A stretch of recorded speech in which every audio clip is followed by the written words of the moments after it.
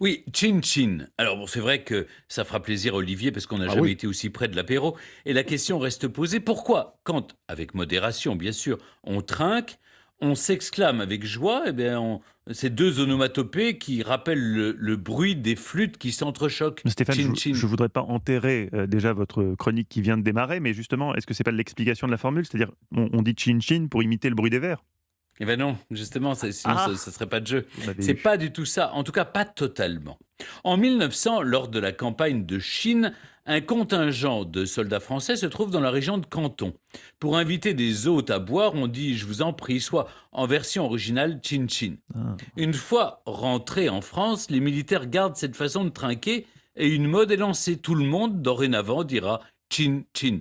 Notez, et c'est amusant, que pour dire chin chin en Chine, on dit gambei. Au Japon, faites très attention, si vous dites Oui, chin oula chin, oui, ça veut dire pénis, pénis. Quand on trinque, vous l'avez doublé, c'est bien.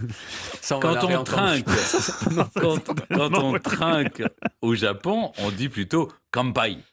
Notez qu'à l'origine, on trinque violemment en entrechoquant les verres pour que les liquides se mélangent. Vous connaissez évidemment la raison. Au Moyen-Âge, les empoisonnements étaient légion.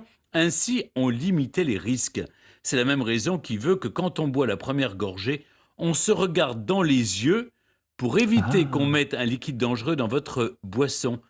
C'est plus convivial, mais en même temps, la confiance règne. Vous saviez, hein. Et puis alors, les gens disent bêtement, ah ben, si on se regarde pas dans les yeux, c'est 7 ans sans sexe. Je vois pas le rapport, d'ailleurs. Mais c'est en fait, c'est lié à une tradition ancienne qui fait que on faisait en sorte que les liquides se mélangent pour être sûr que l'autre ne vous avait pas empoisonné, et on vérifiait ça dans le regard de l'autre. Très, très, très beau numéro du mot de la fin. J'avais oublié le titre de cette chronique qui pourtant va de soi. Stéphane, c'est merveilleux. Replongeons-nous quand même dans la magie du Japon. Et trinquons. Qu'est-ce que vous me diriez, Stéphane? Kampai. Non, non, non, non, non. Dites-moi. Ah oui, non, oui. Ah oui, au Japon, on dit Pardon, non, vous avez kampai. raison, il a on dit raison, kampai. hein. J'ai essayé de vous piéger, je me suis piégé moi-même. Ouais, il allait pas Il dire ne faut chin-chin, pas non. dire chin-chin au Japon. Eh ben, Car non. chin-chin signifie, Stéphane, rappelons-le. Pénis. Bah voilà, pénis, pénis. Merci. Bah oui. Un